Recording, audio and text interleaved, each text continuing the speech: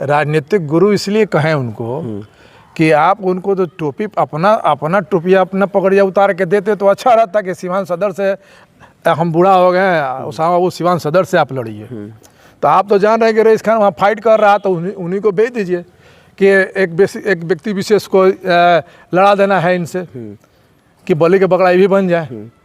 ऐसा ना होला, सभे अपना घर से क्रिकेट खेले तो उनकर होम ग्राउंड आ रहा पैराशूट आवता नहीं, दोनों में बड़ा अंतर बा। तो बड़ा में बारा का हम रघुनाथपुर विधानसभा में हमरो घर बारा है अभी अभी प्रेजेंट पे बात कीजिए। प्रेजेंट के बात करते सिवाने जिला न हो, जिला से बात नहीं के वो तो पैराशूट कैंडिडेट बनी। कैसे पैराशूट कैंडिडेट हो गए नहीं, हम वहाँ से शुरू से फाइट करते आ रहे हैं। अभी उस फैमिली सुनिए, उस फैमिली में पहली बार वहाँ से चुनाव लड़ा जा रहा है। हम तो शुरू से कई बार चुनाव वहाँ लड़ चुके हैं। होम ग्राउंड सिसवन प्रखंड होखल करो में सुधार ना जा।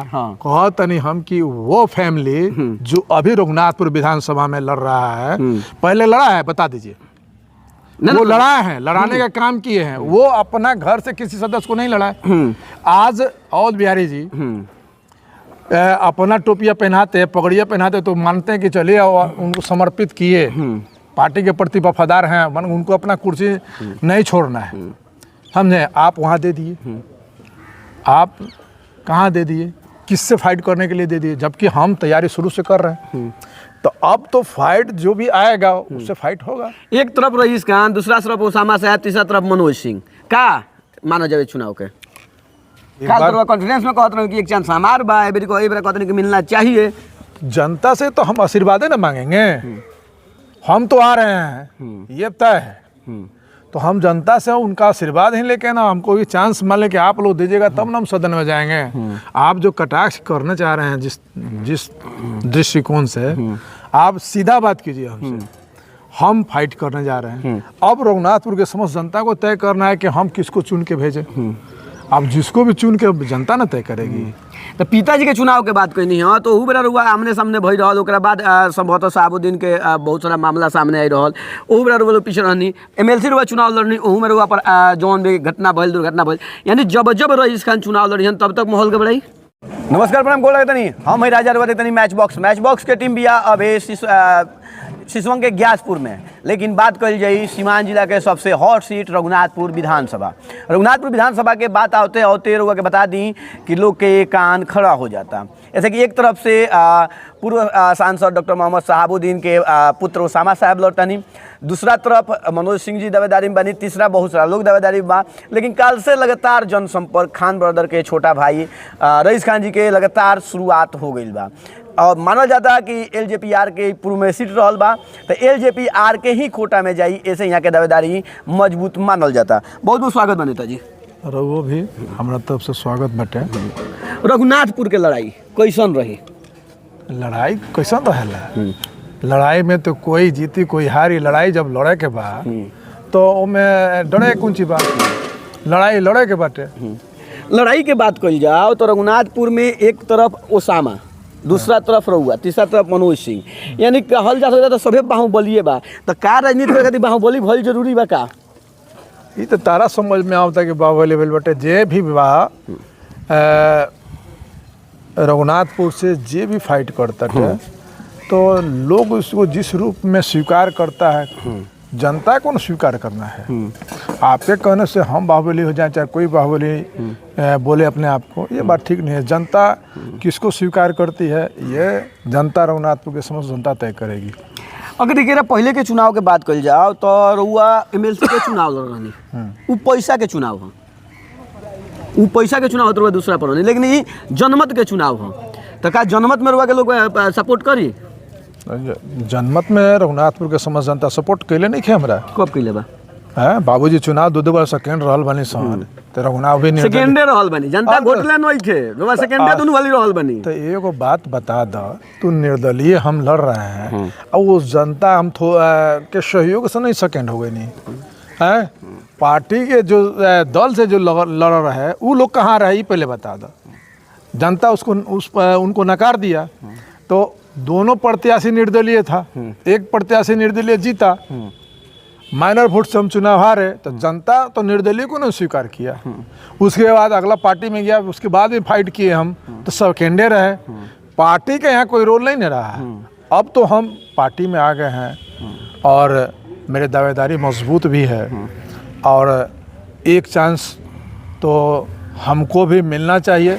रघुनाथपुर के समस्त जनता से यही अपील है कि देखिए, ये हमेशा हम लोग के साथ होते आया है और अब इस बार जनता भली भांति समझ गई है कि रईस खान को हराने के लिए किस तरह का लोग हथकंडा अपनाते हैं और किस तरह का घिनौना काम ये लोग करते हैं। मगर हम लोग सब्र किए हैं और इस बार जनता का मूड कहा कि क्षेत्र में हम जा रहे हैं, इस बार उन लोगों का मूड पहले से बना चुके हैं कि नहीं, इस बार रईस खान को ही मौका दिया जाए। कहीं ना कहीं तो वर्चस्व का लड़ाई बने था जी। मान के चलिए एक तरफ से उसामा साहब लड़े आवत, दूसरा तरफ से रउआ लड़ता नहीं, तो वर्चस्व का लड़ाई बाकी मुस्लिम के नेता हम, तो माइनॉरिटी के नेता हम। देखिए, हम सार्वजनिक सब मान लें कि जाति से जितने भी लोग आते हैं, समाज में जितने भी वर्ग के लोग हैं, सब के लिए हम नेता हैं।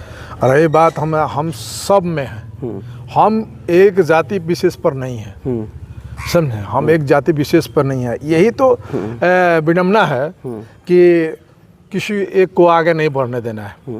तो जब जनता तय कर लेगी कि हमको रईस खान को आगे बढ़ा देना है, तो किसी के बिगाड़ने माने से केहू एगो के आगे ना बढ़ देवे के का वजह बा?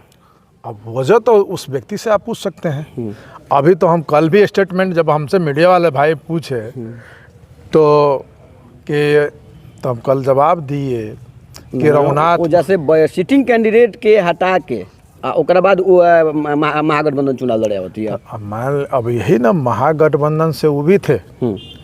तो हमारा कहने का मतलब है कि हमारे माननीय सदर माननीय अवध बिहारी चौधरी जी जो राजनीतिक गुरु भी हैं, राहुल मान लें कि नहीं, सब लोग का मान लें कि बूढ़े हैं, ज़ईफ़ हैं, तो सब लोग उनको गुरुए मानता है।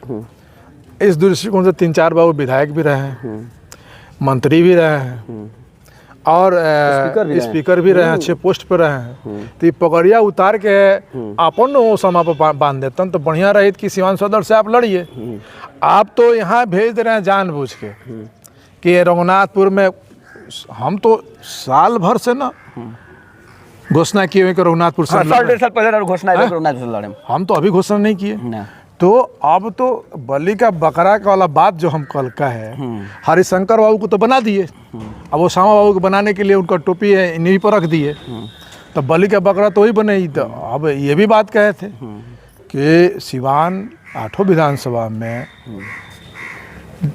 सीट बंटवारा में शहाबुद्दीन साहब के फैमिली का अहम रोल होता है।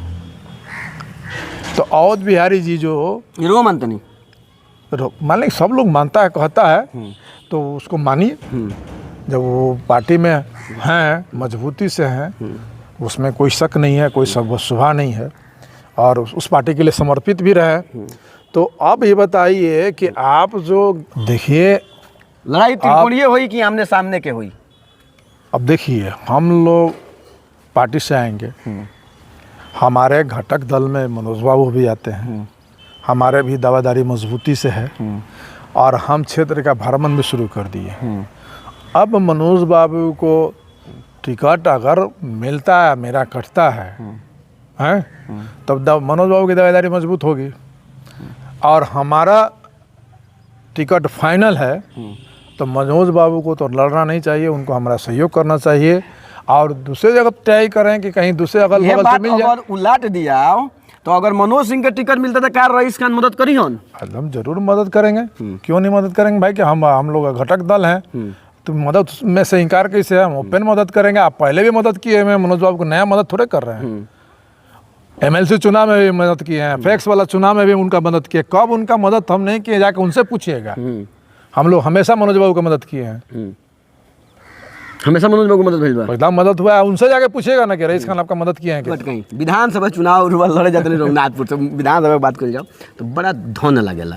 ये धन कहाँ से आई? रुआ नौकरी तो करे नहीं ना, कोनो कल कारखाना में कोनो फैक्ट्री तो बाना, तो इतना रुपया कहाँ से? जैसे बल बाहू बोला धन तीनों लगेला विधायक बने खातिर, तो कहाँ से आई? ये सवाल तो तू बार बार करेला ये धनवा कहाँ से आई। तो तारे सन मित्र भाई दोस्त यार बा कि चंदा और सहयोग करेला कि भैया आप लड़िए, कोई 10,000 दिया, कोई 5,000 दिया, कोई 1 लाख दिया, जैसा। और आप अच्छा आप हमारे क्षेत्र से आते हैं हैं तू को 1000 देबो हमरा के पहले बताओ। बात नहीं के 1000 में देला से चुनाव ना लड़ो जाई। अगर एमे करोड़ों के खेला होला। एक 1,000 1 लाख आदमी हमारा चंदा दे दिल तो कितना हो गई। चुनाव तो हमारा आपसे चंदे पर चुनाव लड़े में आम आदमी पार्टी थोड़ी है रुआ। अरे भाई आम आदमी पार्टी होके चाहे कौन ऐसा पार्टी बा तो चंदा ना लेला हैं। मैं चंदा के कौन ऐसा पार्टी बा। माने नेता के भरोसे जग ठनाई। नेता के भरोसे ही जग ठनाला ना। नेता जो ऐसा ना होला, नेता के भरोसे जग ना ठनाला। तो एगो हमरा रुपया आई कहां से। आप हमको एक ही चीज बता दीजिए कि कौन ऐसा पार्टी है जो चंदा नहीं लेता हो, जो सरकार में हो, पक्ष हो चाहे विपक्ष हो। एक भी उदाहरण के तौर पर बता दीजिए तो हम भी मान जाएंगे। अरे ना हो तो 2-4 कट्ठा बेच दें, ठीक बा। मगर बिना चंदा का चुनाव नहीं होता है। सारे नेता खेत बेच के चुनाव लड़ल जाई, खेत बेच दिए, विधायक बनल जाए, लेकिन खेतों बेच के विधायक बनल जाए, लेकिन विधायक बनल जाए। लड़ाई जब होता है तो ये नहीं दिखाया जाता है कि क्या बिका और क्या बिकने वाला है। लड़ाई आपको लड़ना है और मजबूती से लड़ना है। और रघुनाथपुर के समस्त जनता का प्यार आशीर्वाद इस बार रईस खान को पहले से भी मिल चुका है, इसमें कोई शक संदेह नहीं। रईस खान के मतलब नहीं, पिछला बार जो वालों देखो तनी LJPR के 50,000 49,000 वोट, तो ओबरा एगो नारा निकल रहल भाजपा ही लोजपा है, लोजपा ही भाजपा है। तो मनोज सिंह खातिर नारा निकल रहा था। क्या रईस खान शूट करी। पहले बात आपको इस चीज़ को स्पष्ट बता देना चाहता हूँ कि हमारे जो माननीय राष्ट्रीय अध्यक्ष श्री चिराग पासवान जी हैं, NDA घटक दल से ही लड़ेंगे हम लोग।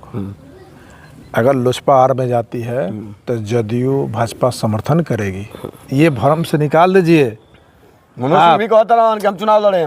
तो मनोज सिंह को अगर भाजपा से टिकट मिलता है, निर्दलीय लड़ जियन वो। अरे तो कोनो दल से अरे लड़स तो भाई बना बा। अरे तो ये सब को इस चीज़ का आज़ादी है, जिसको दिल करे चुनाव लड़े। ये भरम में नहीं रहे कि हम निर्दलीय लड़ जाए तो जीतिए जाए, वो तो जनता के न तय करे के बाद।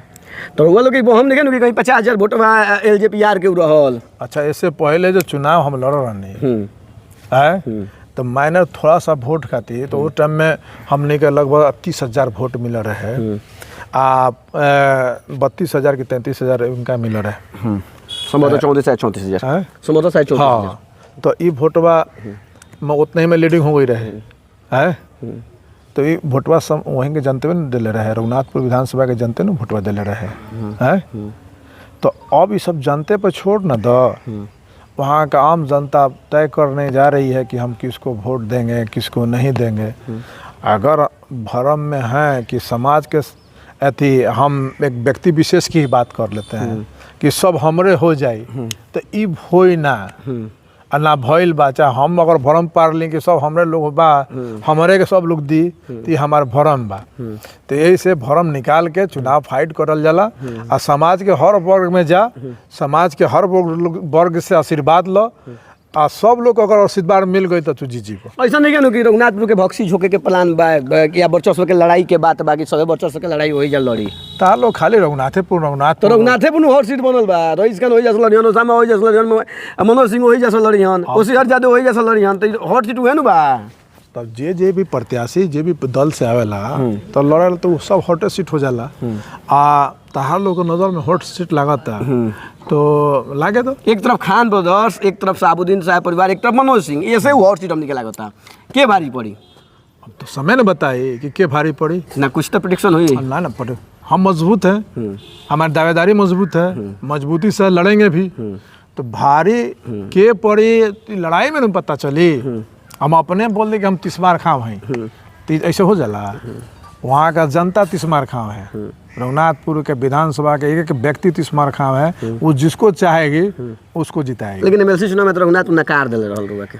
भरम में मारो तू, हम भरम में नकार दिल तो माइनर हम तो मैंने 150-200 से भुटवे से हर नहीं। आज 3-3 महीना तू जानल कि बता देंगे जो देश के सबसे बड़ा पार्टी रहे 3 महीना तक यहाँ बैठ के मंत्री 3 जना बैठ के 3 महीना उगरलस लोग हैं निर्दलीय प्रत्याशी के हरावे खातिर। आज सब खेमा ला गए उन्हें से, आज तबो सेकेंड पे वही नहीं। तो जनता का आशीर्वाद है ना।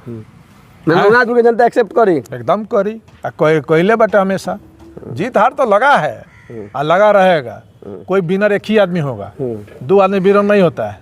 लड़ाई में आप लड़ रहे हैं तो एक आदमी को पटकाना ही पटकाना है, तो जनता ना इसको पटकेगी। आप ये लड़ाई जो लड़ रहे हैं खुद पटकना जनता को है कि किसको पटकती है, किसको माला पहनाती है। तो तन मन धन के काम होला, तो धन तो के व्यवस्था कर देनी, तन के व्यवस्था कर देनी, मन के व्यवस्था कर देनी। बाहुबल कहाँ से आई? रईस के कोनो बाहुबली थोड़ी हमन कि रईस के बाहुबली हमन?